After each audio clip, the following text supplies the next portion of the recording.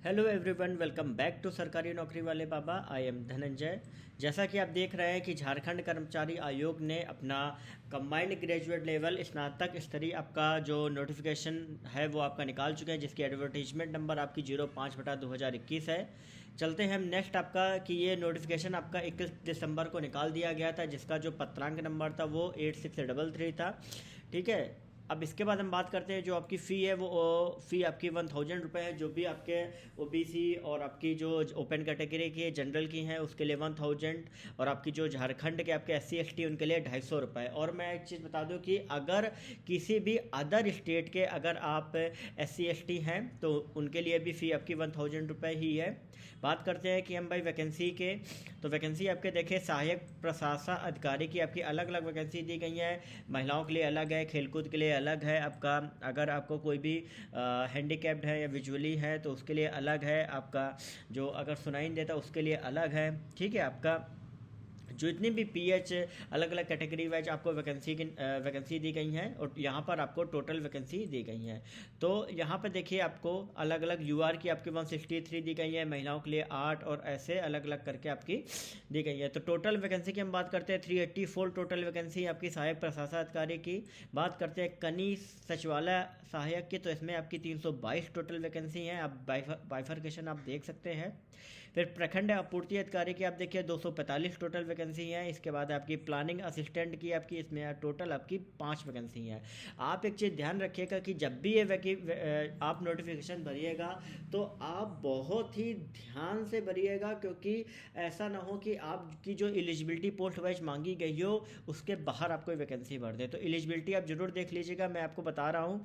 ठीक है। आपका यहाँ पे अलग अलग पूरा ग्रेड पे दिया गया है कि सहायक प्रशासन अधिकारी का आपका लेवल 7 का होगा, कनीय सचिवालय सहायक का आपका लेवल 2 का होगा, प्रखंड आपूर्ति पदाधिकारी का लेवल 6 का होगा, प्लानिंग असिस्टेंट का लेवल 5 का होगा। और इसमें जो आपकी डिग्री है वो आपकी ग्रेजुएशन होना चाहिए किसी भी यूनिवर्सिटी से। ठीक है। अब इसके बाद आपका खेल कूद के लिए आपका जो वैकेंसी निकली है उसमें आपका पूरा दिया गया है कि कैसा क्या आपका खेल कूद का स्टैंडर्ड होना चाहिए। आपके यहाँ पे एज लिमिट भी आपके यहाँ दी गई है। जो आपकी मिनिमम एज है वो आपकी 21 ईयर है। ठीक है। अधिकतम आपकी ओपन कैटेगरी के लिए 35 है, बाकी अलग के लिए आपकी 37 दी गई है। ठीक है। नेक्स्ट हम चलते हैं, यहाँ पर आपकी महिलाओं के लिए 38 दी गई है। इसके अलावा SC ST के लिए आपकी 40 एज दी गई है। ठीक है। बात करते हैं हम नेक्स्ट आपकी, इसमें आपका एलिजिबिलिटी पूरा दी गई है, रिजर्वेशन का पूरा दिया गया है, इसको आप ध्यान से पढ़ लीजिएगा।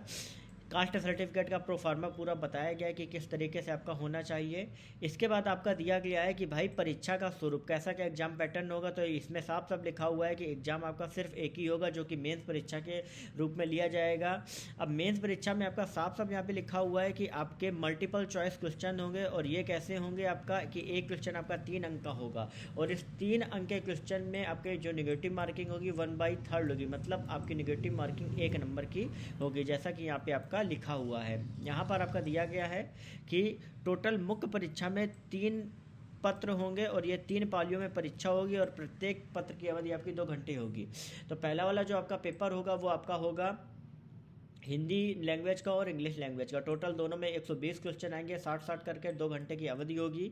ठीक है। इसके बाद आपका जो क्वालिफिकेशन है वो टोटल दोनों को मिला के 30% के ऊपर होना चाहिए, तभी आप पास हो सकते हैं। नेक्स्ट आपका है जनजातीय और क्षेत्रीय भाषा का। इसमें टोटल 100 आपके क्वेश्चन होंगे, 2 घंटे की आपकी अवधि होगी, और इसमें आपकी जितनी भी लैंग्वेज हैं, ठीक है, उसके उनमें से आपके जो भी भाषा आप वो हो चूज करेंगे उसके अकॉर्डिंगली आपका पेपर जो है वो आएगा। तीसरा पेपर आपका सामान्य ज्ञान का। इसमें सामान्य ज्ञान में अलग अलग जो GK आपकी है, आपका देखिए 30 क्वेश्चन GS आपकी है, 20 क्वेश्चन गणित आपकी है, 20 है आपकी मानसिक रीजनिंग आपकी है, 20 कंप्यूटर नॉलेज आपका 20 का है, झारखंड से संबंधित 40 का। टोटल आपका 150 क्वेश्चन आएंगे, जिसकी परीक्षा की अवधि आएगी 2 घंटे। और एक चीज़ ध्यान रखिए कि हर पेपर में आपको 30% आपको हर हाल में ही लाना है, कुछ भी करिए। ठीक है।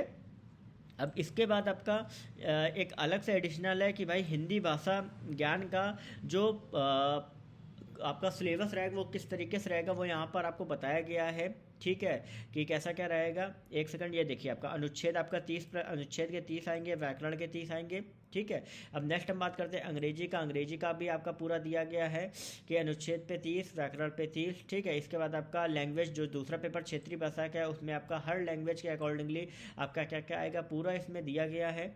ये देखिए आप, तो आपको जो भी लैंग्वेज हो वो आप देख के ध्यान से पढ़ लीजिएगा।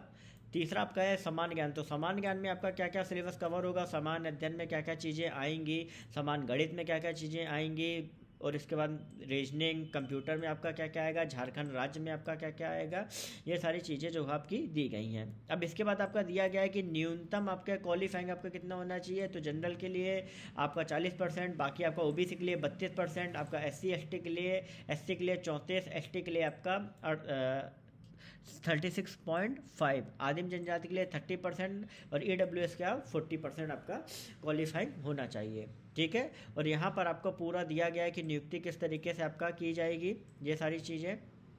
तो ये जो नोटिफिकेशन आपका JSSC CGL का आपका दिया गया है, एडवर्टीजमेंट नंबर मैं आपको बता चुका हूँ 05/2021, और इसकी जो आवेदन तिथि है वो आप 15 जनवरी से आप अप्लाई कर सकते हैं इसको। 15 जनवरी से आपका 15 फरवरी तक पोर्टल आपका खुला रहेगा। जो कैंडिडेट्स अप्लाई करना चाहते हैं वो अप्लाई कर सकते हैं। इसके अलावा अगर किसी कैंडिडेट्स को कोई जानकारी चाहिए तो आप मुझे कमेंट सेक्शन में लिख के बता सकते हैं। साथ ही साथ इस चैनल को सब्सक्राइब और बेल नोटिफिकेशन जरूर दबाएं आगे की अपडेट्स आपको जिससे टाइम टू टाइम मिलते रहें। ओके।